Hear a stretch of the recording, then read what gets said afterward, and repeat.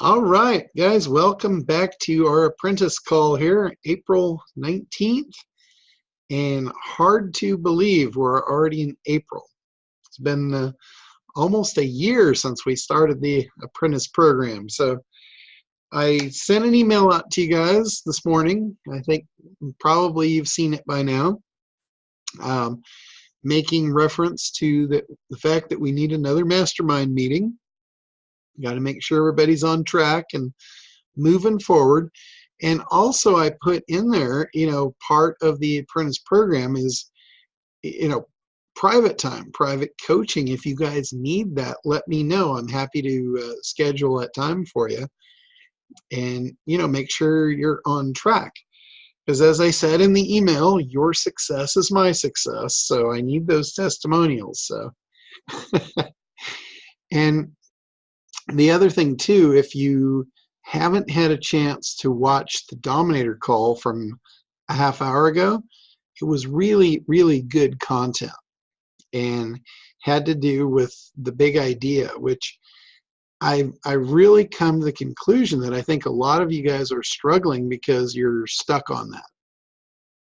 And what I realized from the process myself of going through the same pain you guys are going through, that every time I tried to create something, I made a piece that I need. I've got all these pieces I need to put my marketing plan together. And every time I made a piece, because I didn't really have that big idea cemented in stone, it always came back to everything was discombobulated. So I never really felt like I had a start to finish program to really go out and start promoting. So that was kind of a big realization. And yes, Ted, that post is getting, that recording is getting posted today. I realized I'm behind on my posting on the YouTube channel. So I got not browbeaten, but I more browbeat myself over it when I realized it. Somebody brought it up on the last call. So yes, that will go up today. You guys will be able to see that. It's really worthwhile, especially the beginning of it. The first half of that call was really specifically dedicated to the big idea and creating your marketing message from that big idea. And I'm telling you, I've had the most success in the last 48 hours putting my copy together for my sales page because I finally got that big idea cemented in of what it is. So that's why, that first part of that call that we just finished from 11 for the Dominators was really geared toward that. So it's phenomenal content. It's exceptional, I think. So, and it's really imperative to everybody's success. So anyway, all right. So for this week, what do you guys want to address? Are you stuck on anything in particular? Some of the stuff that we can do on these calls, that even though we're doing it for a person, it helps everybody just to see the process. And another thing, I can tell you, the more of this I do, I've been working with, private clients and stuff, and I'm doing a lot of this kind of work now, helping them with their big ideas, with their, their marketing, their whole marketing packages. And I'm learning an incredible amount. And it all comes back to the same basic things. And it's really come to the conclusion of this stuff really works, and it really works a particular way. And when you don't get the particular way right, it doesn't work so well, if at all. So it's just more and more credibility toward the program and how it's set up and what you guys need to do if you really want to be successful. So, or if you work with clients, if you want them to be successful, because it's like I say, my success depends on your success because you guys are my tribe, you're my clients. So when you're dealing with clients, you need the same attitude. Their success is your success. So when you make them successful, that makes you successful. And when you get that success and they're, and they're in that mode, make sure that you document it. Really important. I'm horrible at this. I am probably one of the worst people on the planet at this, but it's important, so I keep saying it so you guys at least take advantage of it. Even if I fall on my face on that, it will get you more goodwill than you can imagine, because part of your documentation process of that is having a conversation with the client, making sure they're happy, getting them to do a testimonial. And believe me, this is so true. And I do this naturally when I talk to clients, is if they're really happy, what I'll do is I'll ask them if they know anybody else that they work with, other business owners, non-competing, of course, but other business owners, maybe suppliers that need this service. Because you know what they say, a bird of a feather flocks together. Businessmen deal with other businessmen, and they don't just do it on a business level. A lot of times those guys become friends. They travel to trade shows. They are social with one another, and they're working together. It's like a bond. It's like kind of like the old days, the good old boys. It's like a good old boys club. If you don't think those still exist, you're very wrong. They do exist. They're alive and well and living in America. Every business association, businessmen are successful a lot of times based on connections. They have a lot of connections, and they're happy. When they're happy with you, they're happy to share you with their friends. Because if they know what you did for them and they value it and it's a great thing, why would they not share that with their friends? Why would they not come forth and say, hey, I'm doing this thing in my business? That is what masterminds are all about. It's not about going into a room of people that don't know anything more than you do and the blind leading the blind. A true mastermind is successful business owners that get together to share what is working in their business. That is the meaning of a mastermind. It's it's sharing what works amongst a group of people to make the business better. It's not most of the masterminds I've seen, in the last 10 years in internet marketing is, it's all about getting one guy to get a bunch of people to give them a bunch of money to come in and put a group together, and it's more of a social affair. It's not, it's not the true mastermind. Let's see, Ted's put a comment in here. So he says, so I was watching American Idol last Sunday, and Katy Perry said something I thought was profound, and it reminded me of you. It was, the most important journey you'll take in your life is from your mind to your heart. Connect it. That's really cool. I really like Katy Perry. I've been to some of her concerts. I love her music. And just her as a person, she's a real person. She's very down to earth, at least from what I've seen. Who knows what the reality is, but that's cool. Thanks for sharing that, Ted.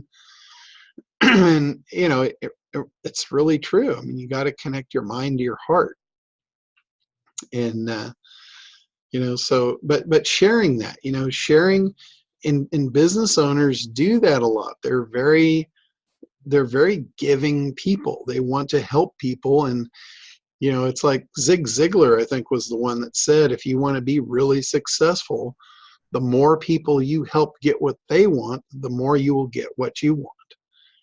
And that's what business owners do. They're very in tune with that. When you get into, like, there's certain people that I know in business that they're greedy. They don't want to share stuff, and they think everything's a secret. They don't want to reveal anything. And that is just such a bullshit attitude. Anybody I've ever seen do that, they never really reach success. They just sabotage themselves. That is such a limited mindset. It's a scarcity mindset. And you don't see people that are truly wealthy, they are not in that mindset. Truly wealthy people are givers. They give back. They've amassed wealth and they know what to do with it. So successful business owners are the same. If they've got something that they know help their business, they're apt to want to share it with their friends. They're not apt to keep you a secret. Now, that may not be true if you were dealing with competitors. But like I said, when you pose the question, you make sure you ask them if they know other business owners that your service could help, of course, not competing, people. So anyway, yeah, Ted also says the strategy you're talking about is now perfect for a Facebook group. Yeah, all of this stuff. I mean, it's really perfect for just for business in general, wherever you share it, be it in a Facebook group or, on Facebook. That's another thing. When you create a group on Facebook, I think a lot of people are not aware of this. When you create the group was only, when you are in there, you're broadcasting only to the people in that group. And even your feed, like when you make a post on Facebook, it's only really accessible to your friends, the people that are connected to your inner circle. So in Facebook, the way to really leverage that is the share. If you're going to post, if you're going to do stuff on Facebook, make sure that you promote the share. Like a real good call to action is, if you've got good content out of this, share it. Put the share buttons on whenever you can. Anytime, whether you're on Facebook or not, even on your website, if you've got a good article or you put a post out or you put good content out, wherever it be, in YouTube or wherever you're posting your stuff, people are going to have access to it. Promote them to share it. It's the exact same thing I'm talking about, like getting business owners to refer you. That's what a share is for your internet content. So ask people. They're not going to do stuff if you don't ask them. That's a certainty. People are not going to sit there and go, this is really good, I should share this. And then they try and figure it out, how to share it. That really is an anomaly. That doesn't happen. But if they get to the end and think about this, you have just provided great quality content for them. You've provided a good service. And now you're asking for something in return. Chances are highly likely, it's not going to cost them anything. Chances are highly likely they're going to share it for you. So just say, if you got good value out of this and you think your followers would enjoy this information, please click the button below and share it with them. If you do that, you'd be shocked at how many people will actually do it. If you look at your Facebook interactivity and you don't see anybody sharing your stuff, chances are you're probably not asking for it. You're probably not putting the buttons on. You're probably not making it easy. So do that. Go ahead, Cheryl. So when we send out, like I have a new page and I invited people to like the page, and people don't like it, you can't resend a like request because it gets buried down in their post. They didn't see it or whatever. How do you get your page to be liked? Well, I would rather have it be shared than liked, first of all. Okay. And really, when people like stuff, the like button is already on there, and a lot of people are in tune with the whole like thing. They're not so much in tune with the share thing, because sharing and liking, like if you're on the site, let's say you're just average Joe and you're not really used to the whole way all this stuff works. If you saw something and you liked it, you liked it, so you might click the like button, right, just to interact. But the fact that you would click the share button is a little out of the ordinary. So the fact that you ask them to do it turns it from the out of the ordinary to the expected. Well, that they just have a thing on the side where you can invite people to like your page. Yeah. And so you just put people that you think would like it. And I got a pretty low response when I asked people to like my page. In fact, you didn't like my page, John, or Barbara. But so I'm like, okay, I can't go back, because it might have gotten buried and who knows what. My roommate didn't even like it. I'm like, go on and like my page. And so Yeah. See, that's the thing. You're trying to take people out of, you're trying to take them out of whatever mode they're in to draw them into something that they don't know about, and it's a really steep hill to get over. okay. If Well, let's say they're on your page and they're looking at it already, there your chances to get them to like it are very high. It's through the roof. but they don't even know my page exists. Yeah, therein lies the problem. Right. Right. So you've got to figure out how to promote the content on the page. If you really truly, if you're looking to get likes, you've got to push traffic to it so they can see it. And the whole idea of the thing about like my page is so overused. It's like the old thing of the first time people saw the comment of sign up for my newsletter, it worked like gangbusters. Everybody's like, oh, cool, I can sign up for an email newsletter? Cool, click the button, click the button, click the button. Then they started getting spammed. And they realized, hey, that wasn't so cool.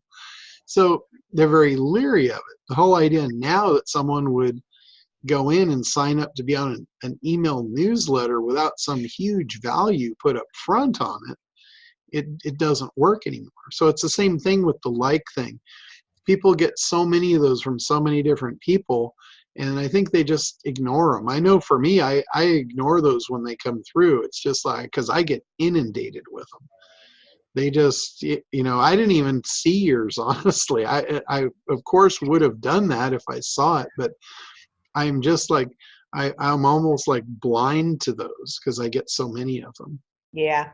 Well, the more important question, it's Facebook, it's silly from the beginning because half the people don't see the stuff. But Yeah. so I'm on the Florida. Florida has approved my classes. So there's a thing called CE Broker that lists all the classes that chiropractors, doctors, any, massage therapists can take, and they kind of keep track of your continuing education credits and report it for you. Okay. So my class is listed on that amongst a lot of other classes. So I went on last night and pretended to be a user trying to find my class, and it was very hard to find it because they have it segmented into live classes or online classes. And so I guess my question is, it's almost like an avatar within an avatar that I have in this group, and I'm obviously going to have to do some kind of online promotions or something for the massage therapist in Florida to even get to the class, because just having it posted on this CE Broker listed amongst the plethora, they might not find me. Yes, that's very common. A lot of people put these directories out and they tell you, yeah, we've got 10 million people on this thing. Put your stuff up here and you'll get all kind of action. And then you put it up there and it gets no action. And that's very common. But, and you're right. It's because you're buried inside of a directory and they may not even know what they're looking for, or they may not know you exist. It's like you're in that unaware part of the pyramid. Right. And when you're in the unaware part of the pyramid, they're not searching for you. And if they're not searching for you, chances are they probably won't find you in there. Correct. So that is a problem. And the only way that you can really get over that is by going in and I don't know if that particular program even offers this, but I'll use Facebook as an example. Let's say you put your content on Facebook, and again, it's buried inside Facebook. Yeah, there's billions of users, but will they see your stuff? No, they're not, because they don't know you and they don't know to look for you. You might have something really cool that they really need, but they're not going to find you because they don't know about it, so they're not looking for you. So the only way for you to truly reach them is to figure out who they are, what group of people would resonate with your stuff, and then create an audience and target them and bring your ads to them. That's really the way to do it. So if this group that you have that is in there where your stuff is, if they don't have any way to advertise to their members inside there, the only way you're going to do that is to drive traffic yourself from external sources into their directory, which to me wouldn't make sense. It would make sense to drive them to your own website. Right. Get the SEO value that way. The only reason I would spend paid traffic to drive it to their directory is if it were a case where that traffic and that interaction would boost your results in their directory and show it to more people there. Then it might make sense. Like, for instance, if you go on to like JVZoo or ClickBank, these are big affiliate networks. So when you post your product in there, it doesn't have anything what they call gravity. It's got no movement. So they don't put you at the top. They're going to put you at the bottom. So what people will do to drive that is they'll put their product in there, and then they'll take their affiliates, their known affiliates, they'll take their JV partners, and they'll say, hey, do a launch for me. The product's on ClickBank. So the JV partner, they do a launch, they send all that traffic to the ClickBank page, all these pages or all these, products get sold. Now you've got gravity. Now they take your product and they move it to the top. Now everybody sees it. Now everybody else jumps on it because it looks like it's selling really well and they don't want to miss out. So that's, there's always a strategy to everything. So that's what you got to look at. I've put my content on several different places that told me the same thing. They said, hey, we've got all this traffic. We'll plug you in and you'll make a fortune. And I haven't seen a dime off any of that stuff. Yeah, maybe they have a platform. Yeah, maybe they have traffic, but they're people who don't know about me and they're not looking for me. And there's no way for me to advertise it within there. So, and there's no benefit for me to drive my traffic over to their site to sell my stuff. So when you say for paid traffic, then am I looking at like a Facebook ad specific to Florida massage therapists that targets them that way then? Yeah. So you've got Facebook ads, you've got pay-per-click ads through the search engines. If you're and again, you always look at your audience, who it is, and then pick the right traffic source. Right. If your people are on Facebook, then target them, create an audience for them, and be specific. Tell Facebook you want an audience that lives in Florida in this geographic range, and give them a zip code and say within so many miles, and that's your target group. If you know specifically your audience is female, and when I say female, I'm talking not high-tech females, like just average, average females, not business women, not tech women, not stuff like that. Your normal, average, everyday female. They are on Bing. So advertising in Google, pay-per-click, you're not going to find them in there. They're not on there. They're more on Bing. People that are into automotive don't realize this. A lot of people in automotive don't realize that Yahoo has a specific portal for automotive. It's geared toward automotive. And they have a thing called their Gemini network, which is their ad network, their display network. And there's opportunities to advertise in there on a pay-per-click basis with banner ads and also pay-per-click. Most people don't even pay attention to Yahoo anymore. They throw it out the window. But let me tell you, Yahoo's got a lot of users. And if your users live on there, you are really cheating yourself out of that traffic. That is good traffic, and it's cheaper. Not as many people are in Yahoo, in that Gemini network, bidding for those ads. Mm-hmm. So, if your audience is in there, go in and steal them. Mm-hmm. Why would you pay top dollar on Google when your audience is in Bing or in Yahoo and the Gemini network? So, last question. I know Gwen. I saw her on mute in the other call, so I don't want to take it all up.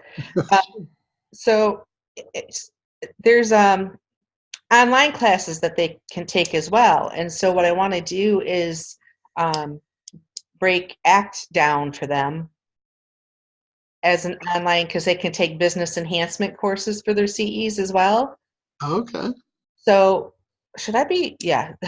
So uh, I want to talk to you about that and how the best way of doing that.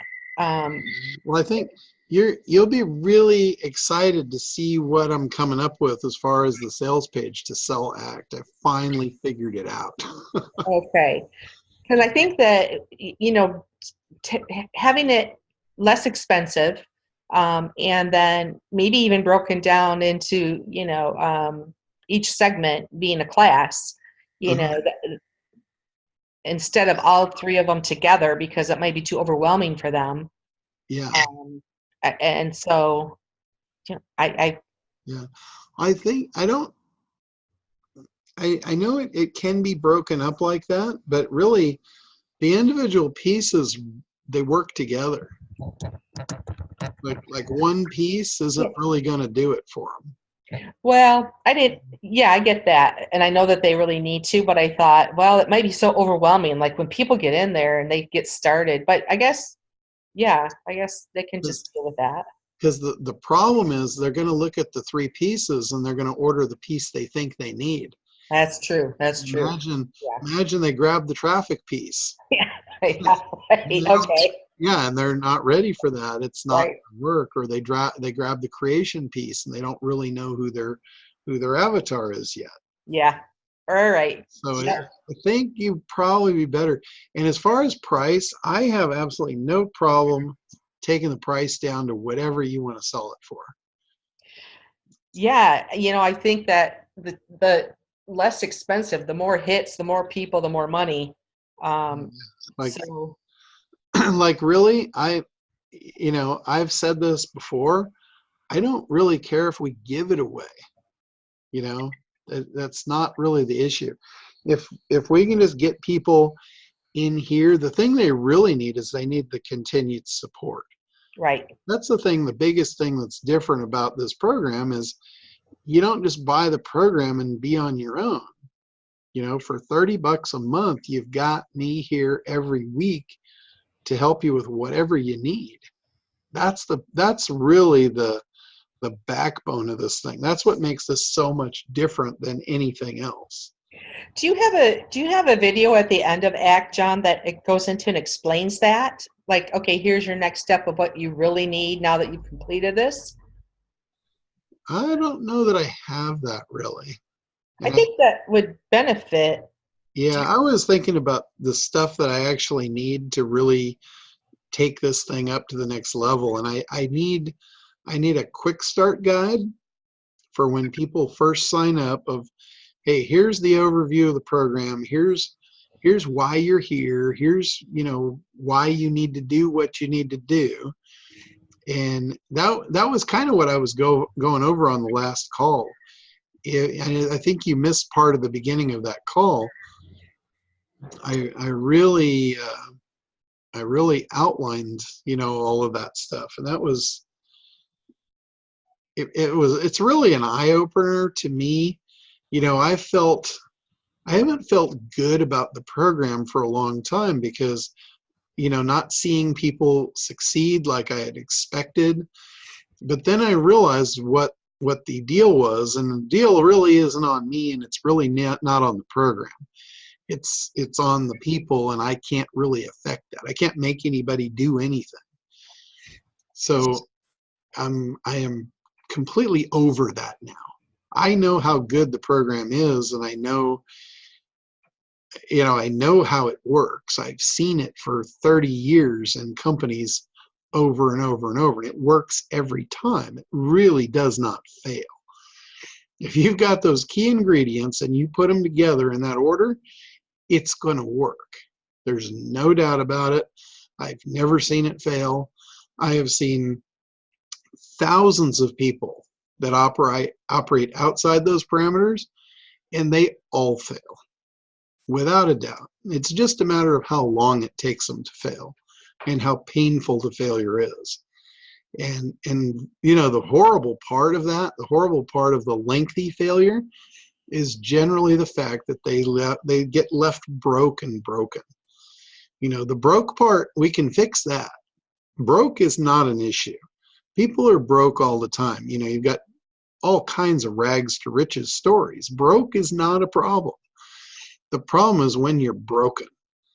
You know, when you have lost hope and you have nothing left but to go back to a day job and work for somebody and be just resolute to that's all you're going to ever be and that's all you're worth, that's broken. And typically, if you take a long time to break, you're going to be broken. You know, you're going to have this belief just cemented in that, hey, for some reason, you don't know why, but you can't do this. And that's a false belief, by the way. That is not true at all. Anybody can do this. But that's what you're going to have, and that's going to really dictate your outcome. And that's horrible. To me, that is absolutely tragic. I can't even fathom, you know, that sort of thing going on for anybody. So how do you get people to have their strategy in place before they start with ACT? Because people think they have it in place, and then once you get going, you're like, oh my gosh, you know, what is this piece and that piece? And, you know, so I don't think anybody goes into ACT thinking they're not prepared or they don't have a strategy. They just don't have a good strategy. Yeah, well, the thing is, they don't have the knowledge. Well, are you going to do a little class on strategy then? Are you going to do a video on just strategy before they even jump into ACT? Or like, what's that bridge? Well, if you've really, you know, if you look at what I do and how I do it, you'll realize that it's really all about that. Remember the first time I did ACT and everybody saw it for the first time in the room? Up in Diamond Bar? Yeah. Everybody literally sat down at those desks and they all had businesses, or they thought they had businesses, and they thought they knew what they were doing. They were there to sharpen their swords. And every person in that room within the first 30 minutes realized, oh shit. No doubt. I really don't have a business, and there's no way in hell this is going to work. Every one of you guys. I saw it on your faces. And that was when I thought, holy shit, I've really got something great here, because I can really help these people get on track and figure out how to put a strategy in place. So it was really all focused on that. You know, the whole strategy of, you know, confirm that you actually have a market before you start going crazy building stuff for it. You know, if you look at ad agencies, some really, really successful companies will go to an ad agency not to create an ad campaign. They go to the ad agency to figure out what they should create. The ad agency does the market research for them, and they come back and they say, this market that you've chosen, here's their biggest problems, and here's the things that they don't have solutions for in the current marketplace. You should build this. And they will literally build a product around that analysis. And they make fortunes doing it. They do it every day. That's what it's all about. You know, and what I see with most people is they get an idea, they haven't verified it, they don't even know there's a market, they don't know there's a real need for it, and all of their friends say, that's an awesome idea, go for it. And they start dumping time and resources and money into it, and it leads them to being broke.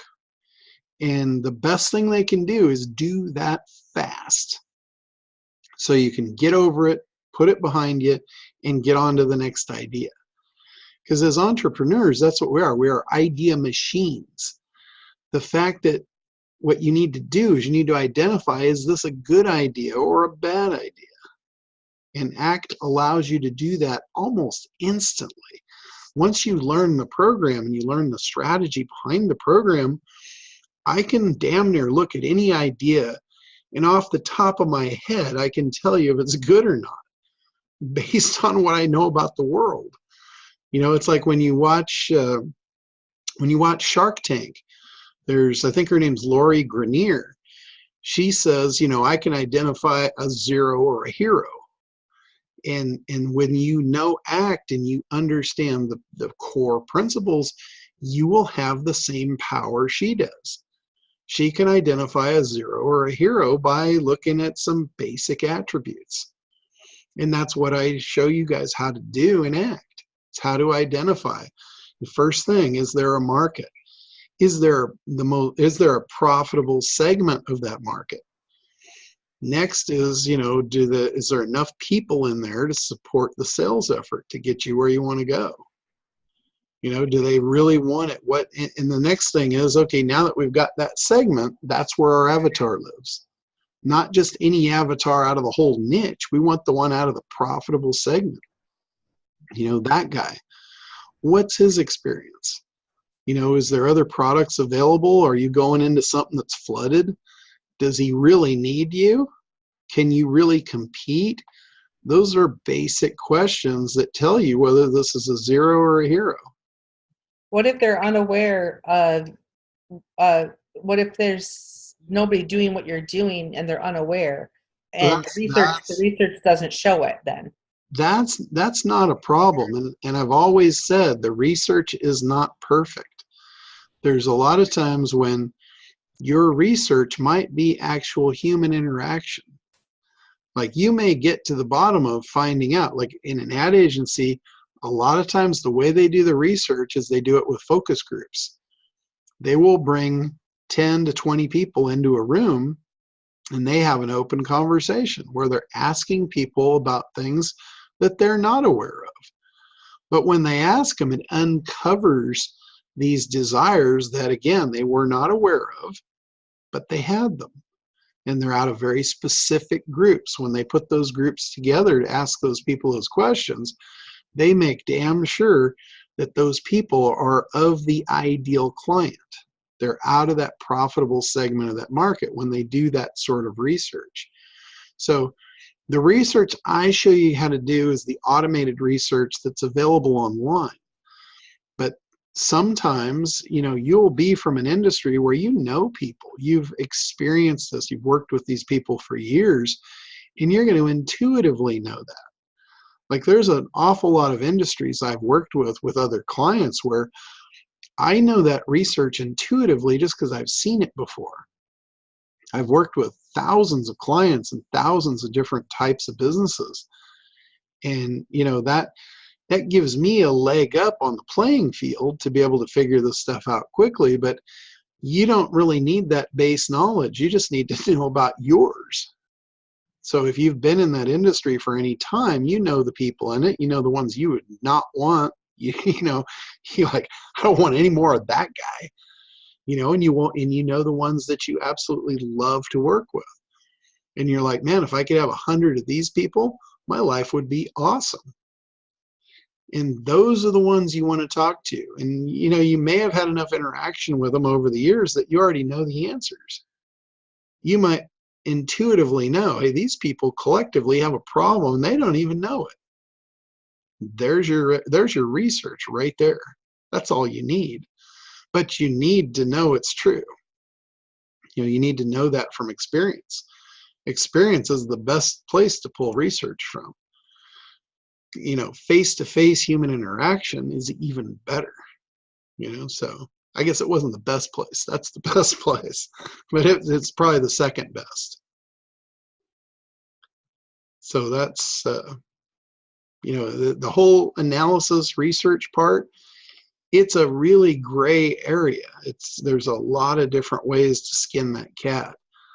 I try and give you guys as much as I know about tools and resources that are online to like, you know, if it's late at night, there's nobody to brainstorm with. So I've given you tools to kind of brainstorm on your own.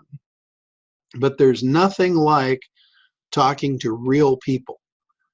There's nothing like it. That's what the ad agencies do. That's how they finally vet the ideas before they go into creation.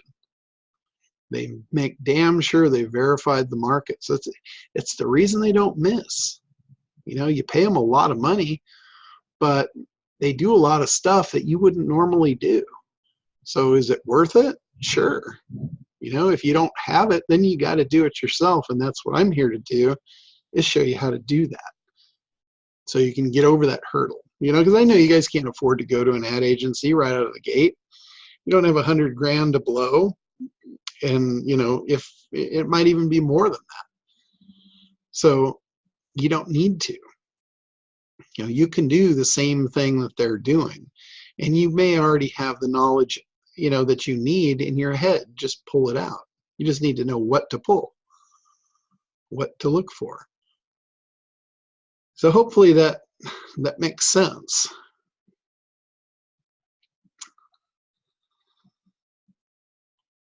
Let's see. Yeah, it does. Thank you. Hey, Gwen or Ted, you guys have questions? Because I'll shut up if you do. I think they'll unmute if they do. You can go ahead if you got more.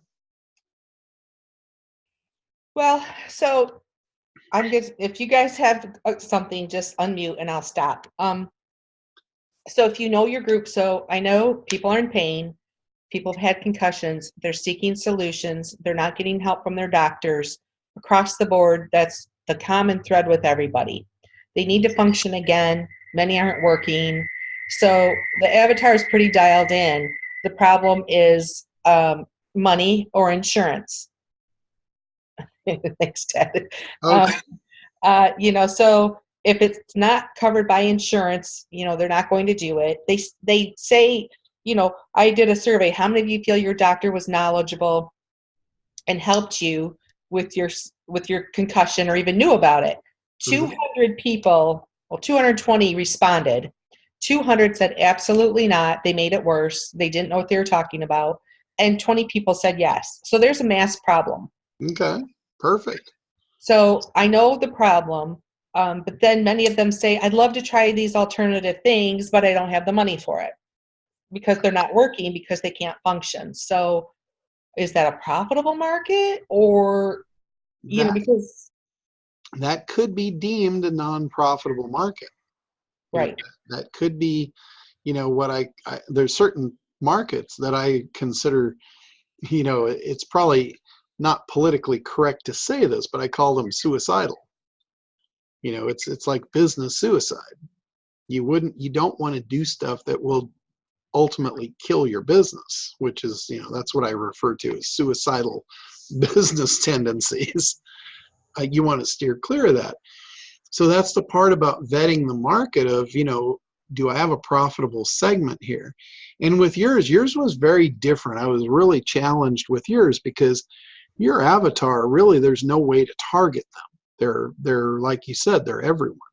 Yeah. So with your avatar, you probably remember this, we came up with how to identify your avatar was by symptom. Right. Your avatar is a symptom. It's not a person. So we're speaking to the symptom. Now you have to figure out, okay, which of those symptoms are people spending money on to solve? Which ones are painful enough that they're actually spending money to solve? And that's going to be your most profitable segment. And they're unaware that the symptom is related to a head injury or a brain injury. They're completely unaware of that. All they know is they've got this terrible problem and it won't go away and it's really affecting their life. So that's really a powerful information. That's a powerful piece of information right there. Right. That's your big idea. Whatever that symptom is, whatever that problem is, whatever it's causing in their life, that's where your big idea is going to come from. And the next thing that the only other thing beside that, when you're creating your marketing piece, is you're going to have to figure out, okay, what is going to be their objections? You know, what beliefs are you going to have to build within them to make it to where they get to the end of your sales letter or your webinar or however you're delivering your message, they're going to get to the end of that and they're going to say, I am not going to spend another day without buying this, without getting out of this pain. And this, I believe, is what's going to do it for me. Mm-hmm. That's where you need to end your sales funnel. Right. End it there. You need to leave them in that state with a simple call to action of it's as simple as clicking the button. Click the button, make the purchase, and you're going to get what you need that will deliver the result, which is going to take you out of that pain. It's going to do what the doctors couldn't do for you. Right. They didn't really understand your problem. So I guess what's halted me in all of this is the piece to that. Is it a one-on-one session? Is it a mastermind? So I think that strategy of it has shifted for me so much because, I'm looking at the profitable segment, like you said, and I keep going back to ACT and I'm like, okay, this Florida massage classes training people is a profitable segment. Mm-hmm. Because they have to have their CEs. So then I'm like, what am I doing with these people over here? So I don't feel like I'm diversifying. I feel like I'm staying true to what been wanting to do in the bigger picture. But if I go towards those people in pain and that don't know they might have had a brain injury, then that's more of a one-on-one thing as opposed to training people to help others who had a brain injury. See, that's the thing. I think where you're stuck is you're like, I can feel it for you. You're in a cyclone. Yeah. Because you haven't really picked an area to run. You haven't picked a direction. So you have opportunity. You have one opportunity in every degree around you. So you have 360 opportunities. And you go like a cyclone around and around, and they're all shiny, and you want to run at every one of them. And you've got 360 directions you could run. And until you really pick one and say, this is what I'm doing, what's the big idea for this one, and you narrow it down and you really focus on that, that's when you're going to get forward momentum. Well, I have the classes, and in order to do that, I picked a date. It's on CE Broker. I'm now registered. I'm approved by the state of Florida. So I have to run with that because now I posted dates. I'm going to teach it. I've got the manual made.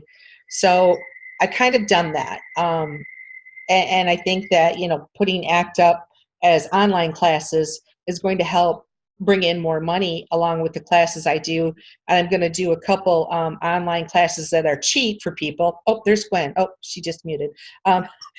So I'm going to, do some like $10 courses that aren't the whole enchilada with my concussion stuff. But I think that bringing in that money will then give me the advertising money and things I really need to have to go that next level with the more injured people. You see my strategy? That's my thought to my strategy. Okay. Does that seem to make sense? But I don't really know that makes the best sense. Okay. I don't really know that you've flushed that out. I know you say you're committed to that because you've signed up for it and you are running in a direction, but I don't know. I don't know that you've got a big idea around it, and if it's scalable enough to really be worth having that be the first thing you run towards. Well, the idea is that so they come to the class and they're going to need more help after the class. That won't be enough for them to be a master practitioner at helping people with concussions. So there'll be a mastermind group with it, kind of like you're doing right now, where they can join and we'll have weekly calls and help hash out what problems they're having and what some of their clients are, presenting and helping them that way. And then a live event once a year with anybody who's been certified, because I have a concussion recovery protocol. So that's part of what's being taught at this class. Okay. And then there's different levels to it that teaches them more of the energy healing. There's 2 classes after that they'll be taking. So I kind of feel like that's a good funnel to a mastermind with me. Okay. Yeah, that's perfect. I just wasn't sure how you had it set up and how you how far you'd come along with it and all that. So yeah, as long as you can drive enough people, as long as there's enough people that would be interested in that, and you've identified why they would be interested in that, that's really going to create your big idea around it. So because that's really of key importance. If you don't figure out the big idea, you're probably not going to get them into the class. Well, with the massage therapist, starting with them, the big idea for them is they need to be unique and different from every other massage therapist. So, you having a skill set that other people aren't going to have and a certification that isn't out there currently. Nobody has a concussion recovery certification program. So it's a unique thing, and there's 9,500 people who get concussions every day. So your market is huge. So I'm educating them on that and how taking this class will help their business. And then once they get into the class, they'll understand the value of what they're getting because they'll know people who've been concussed. Okay.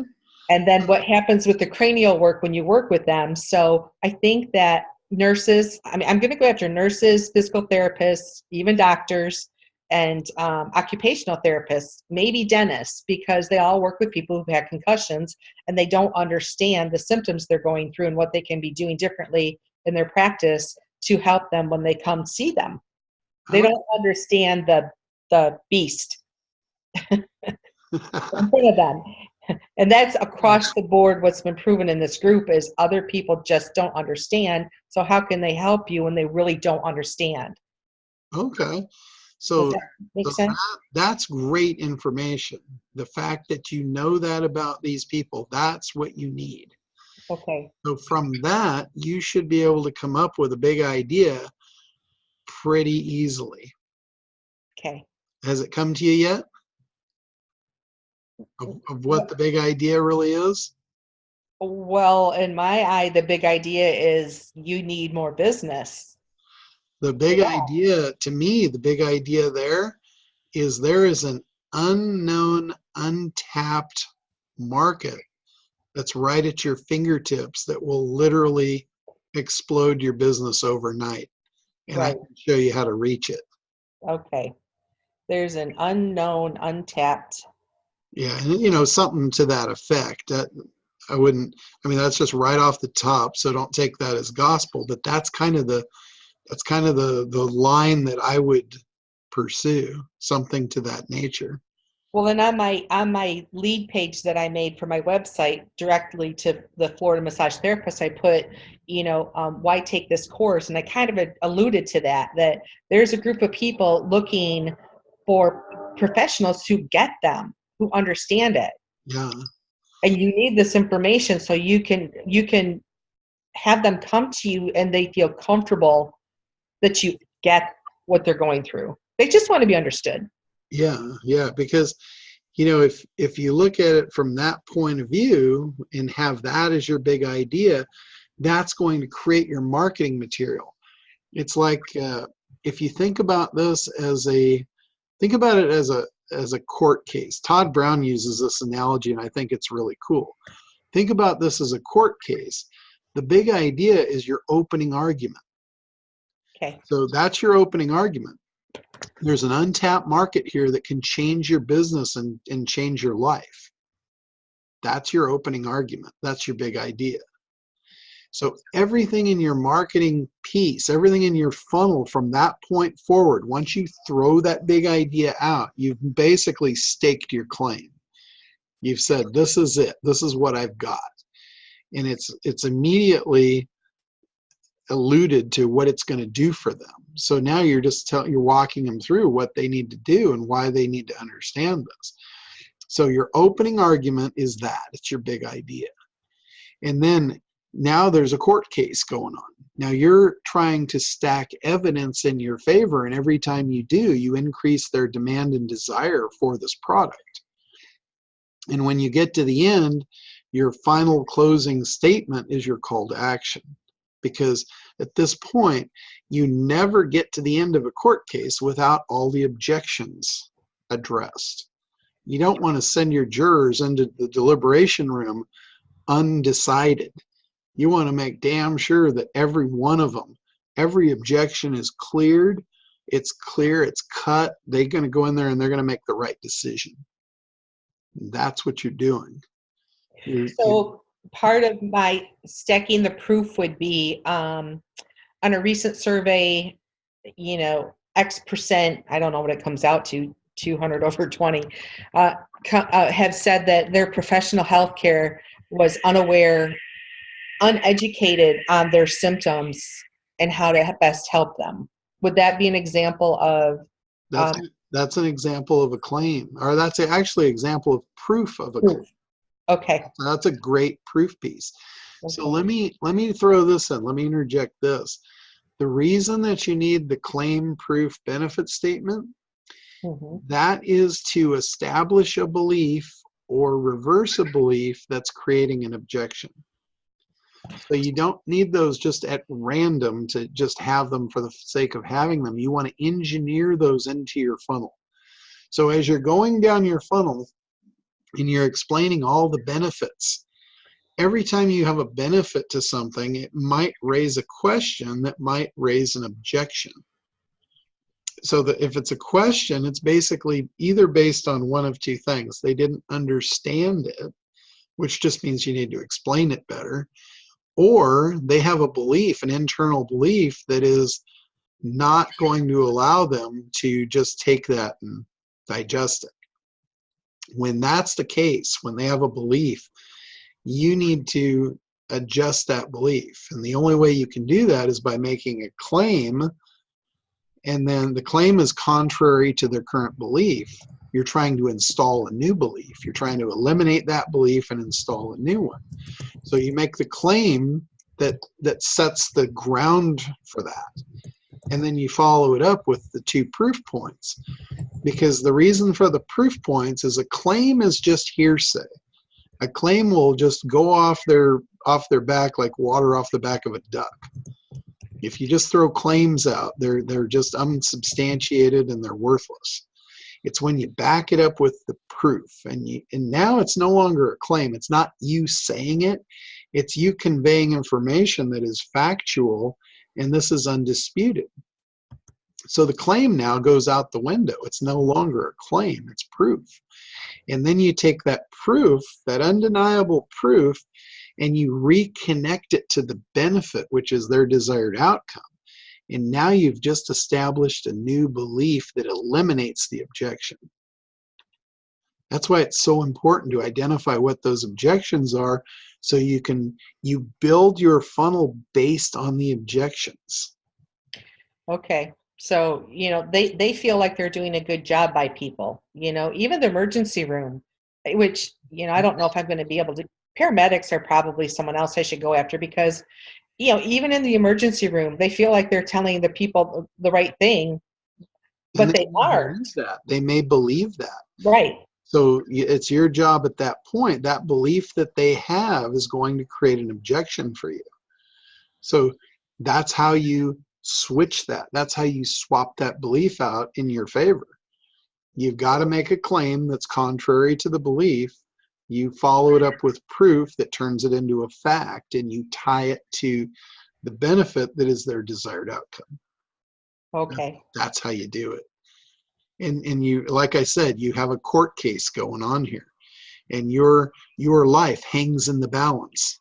You know, like in My Cousin Vinny, your life hangs in the balance. So you have to follow the court case. You know, they address every little thing. They address every shred of evidence, trying to build a case. You're trying to build a case that your solution is the best solution for them, and they're going to get the best desired outcome. If you can take all the objections and you turn them in your favor, you're going to win the case. They're going to vote in favor of you. They're going to vote for you by buying your product. Okay, thank you. So does that I don't think I've ever really said it in that way. No, I I've like that. I've said this many times in many ways, and I'm still trying to figure out how to get it to land. And I think that was pretty close. That was really good, John. That analogy of how you did that. If you could put that in writing, because I'm listening to you and I'm like, okay, trying to take notes on it and like what pieces. But if you could pull that out or listen to this again and try to come up with just a document, okay, here it is, because I'm like, oh, I'm claim proof benefit. I've watched that. I've worked it. I've done it on my different symptoms, Yes, but but you didn't know why. You didn't know the context of it. Exactly. So now I'm like, okay, am I doing that on my landing page? Am I doing that in the Facebook ad? You're doing it anywhere where you're trying to overcome an objection. Okay. The claim proof benefit statement, I'm calling it in the new marketing material. I'm calling it, I haven't figured out, I'm going to call it one of two things. I have a positive spin and a negative spin for it. In the negative spin, I call it the Franklin objection crusher, because it will literally crush any objection. Who's Franklin? What's he got to do with it? Benjamin Franklin, that's where I got the formula. Okay. So it's the Franklin objection crusher. Okay. That's how Benjamin Franklin crushed any objection that came his way. Okay. On the other way, I could spin it in a positive move, and I could call it the Franklin belief builder, to build the beliefs it takes for you to make a sale. I like belief builder. Yeah, I think I like belief builder too. I think I do too, because here's the other thing, and this is a great statement, and this is all of the stuff that I'm giving you right now is coming out of my new marketing for this. So this is the way I'm going to sell ACT, and I think I'm going to sell the shit out of it this way, because I really think it's now in a language that you guys can understand. And anyway, where was I going with that? What was I about to say? You were talking about the claim proof benefit. Oh. And then it was the importance of why you need to put it everywhere in front of everybody, everything you do. And here's why. Yeah, no, I was thinking about something in our new marketing funnel I was going to share with you. And I totally lost me. I hate that. It was really good too. Oh man. But anyway, I've really come up with a great way to to put this stuff into marketing. And yeah, I think you're right, Ted. I think it was something about Benjamin Franklin, the Franklin. Oh, here it is. This is it. Okay, thank you, Ted. That was right on the money. So the statement that I'm going to make, as far as one of my statements of a belief statement, is the fact that the only thing that stands between you and a sale is an objection. Once you've created your marketing plan and you've created demand and desire for the product, the only thing that's going to stand in your way of a sale is an objection. All objections are built on a belief. So that's why in the program, we've got the Franklin Belief Builder. So that's how I'm going to put it. That's how I'm putting it across. So, and that's spun toward the positive with the Franklin Belief Builder versus the objection crusher. So, and all of this stuff, this is really great stuff that we've come up with on the last two calls. This all came out of me finally cementing in the big idea. And I was stuck on that for so long. The thing that unstuck me was actually working with Barb and Gay, because they had started writing a sales page for me. And I sat down with them and I looked, I'm like, this is really good stuff, but it wasn't attached to a big idea.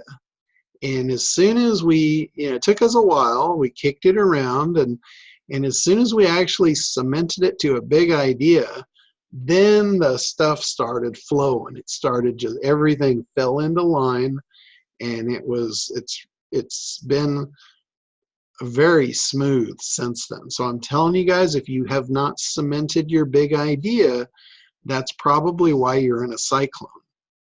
I've been making pieces for the last couple months and nothing seemed to gel and resonate. I haven't been excited about any of it, but I'm telling you, as soon as we cemented in that big idea, all the shit started to fall into place. So if you're stuck, take a step back and figure that out.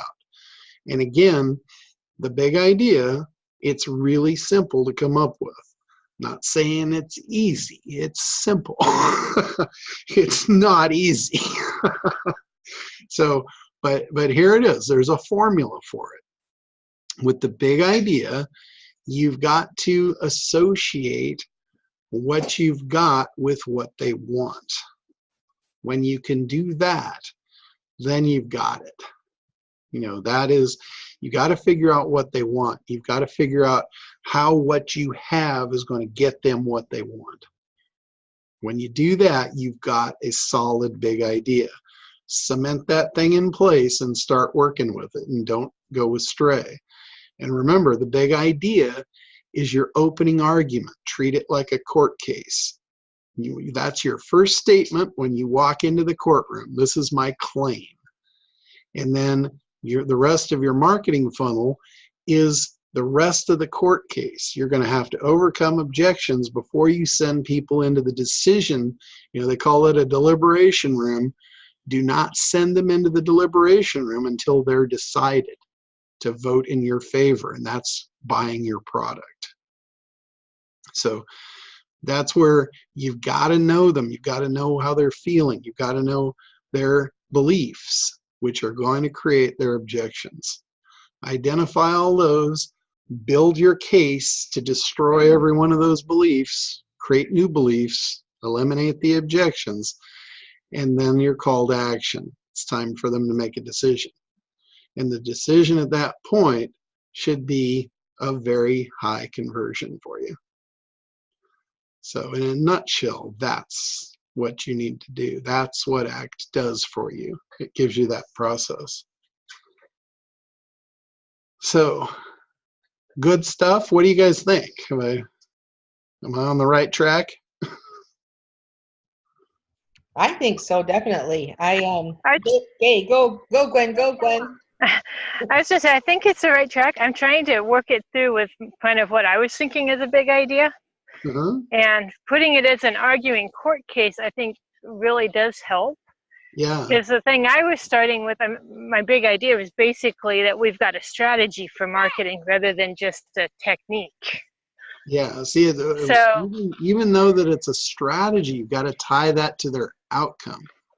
You've got to say, right. You've got to say, without this, you're not going to get that. Well, my idea was stop paying the Google gods. And I'm not saying, you know, don't do Google pay-per-click. I'm saying you have to have a strategy to make it worth doing it. Yeah, well, see that the difference between that and a big idea, that's a statement that would substantiate your big idea. It's not your big idea. Because remember what I said, your big idea has to tie what you have to what they want. That's the big idea.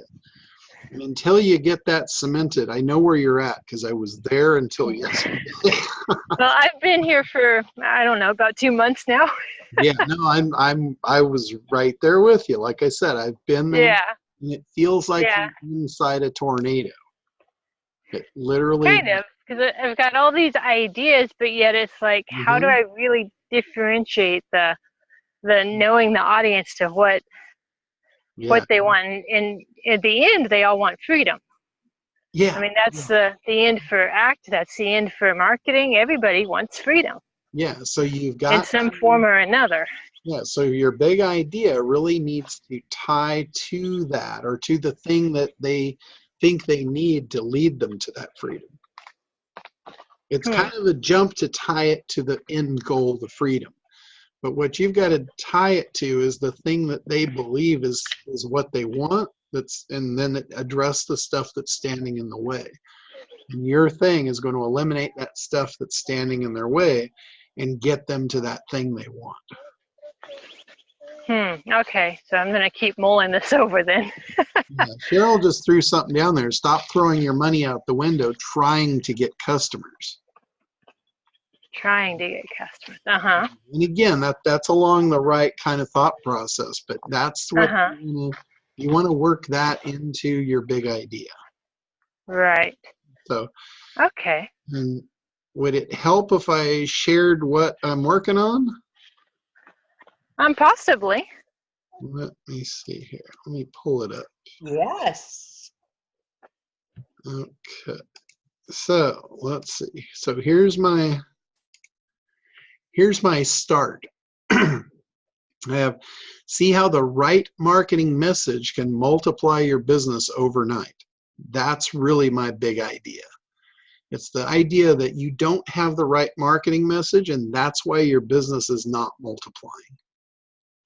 So that's my opening argument. And then I make a statement here. Successful business owners know all the tools and seminars in the world won't make you a dime without the right message. So I've done something right here. I've tied proof into my claim, because this isn't me saying it. I'm making a claim from others. So I've tied the proof and the claim and the proof together into one. Because I'm saying here, successful business owners know.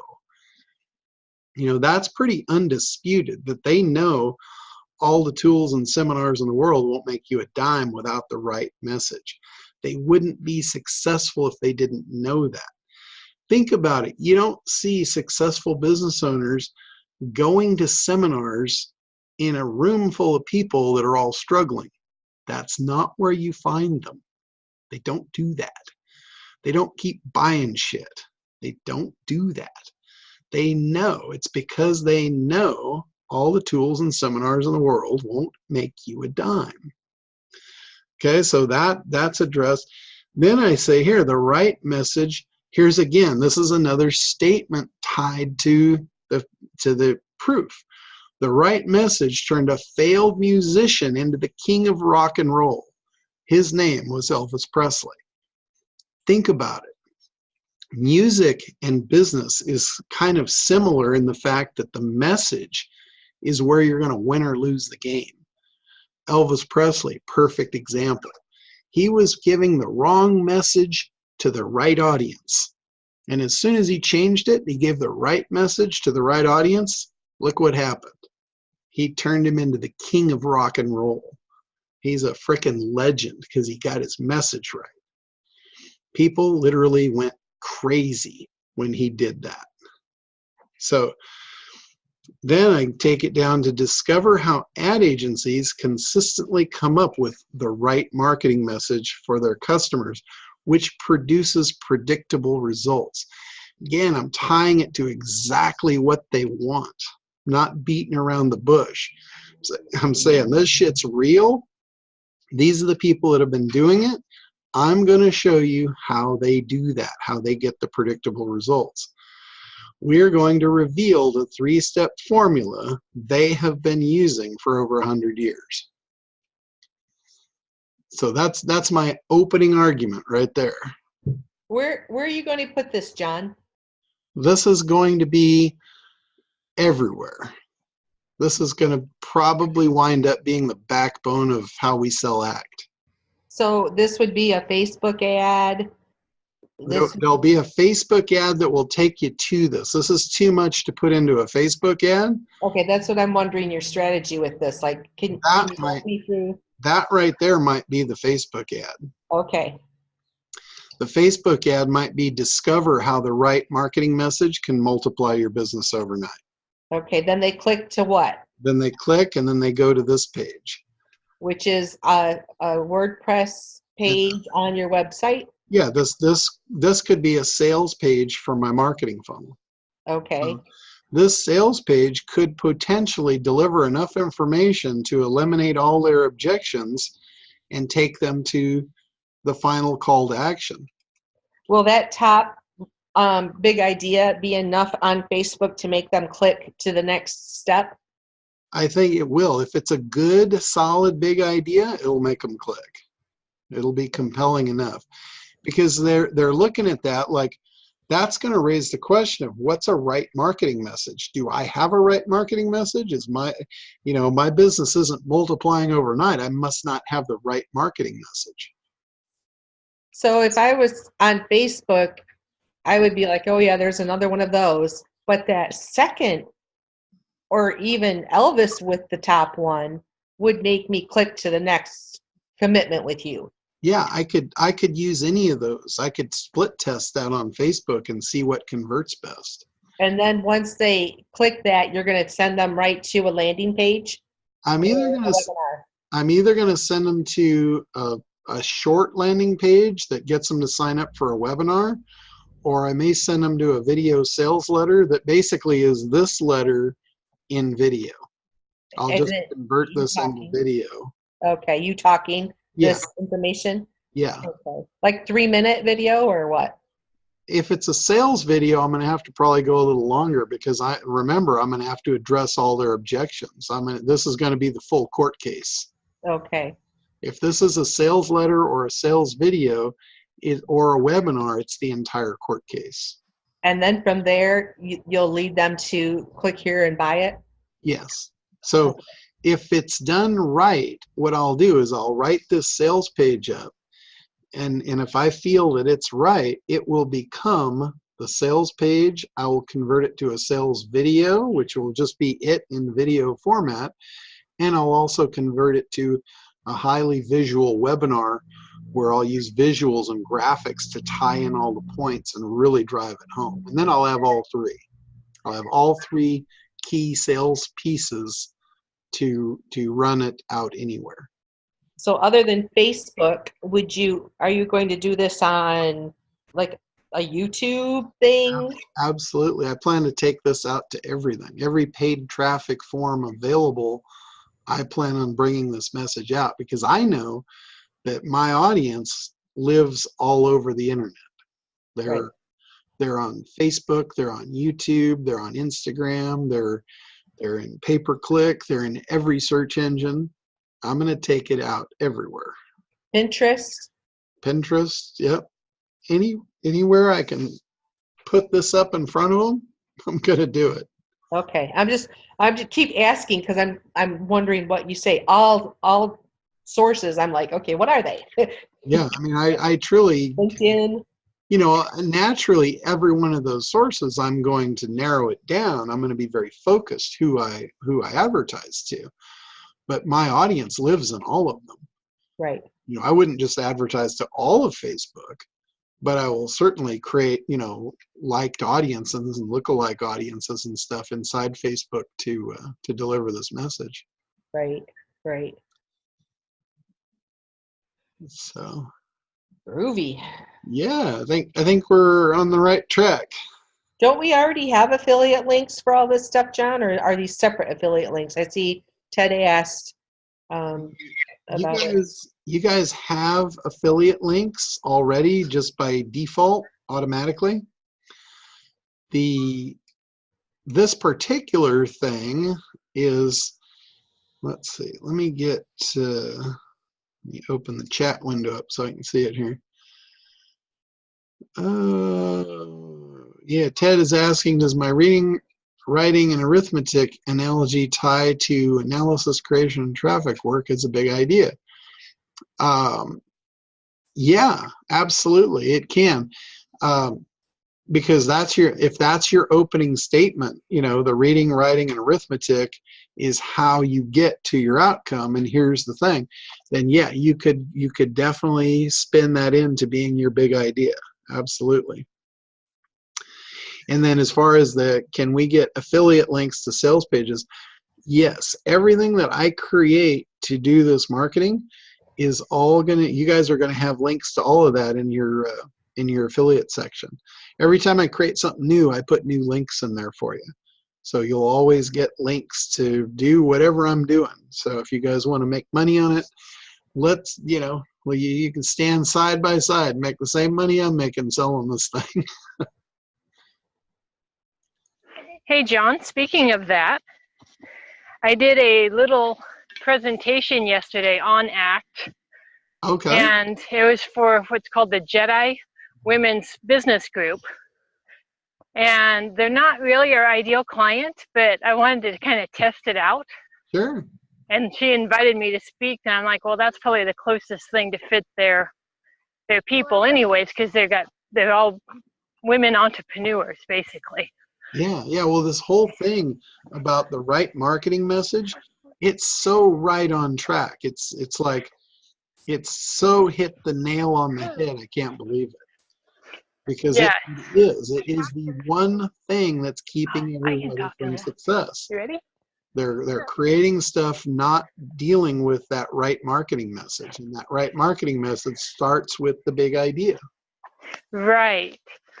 And what they really liked handouts. So I gave them the freedom formula, and they loved it. Yeah. And the feedback I got was amazing, and a possible invite for a webinar with them. So I'm like, cool. Oh, that's awesome. So I was basically using them as practice.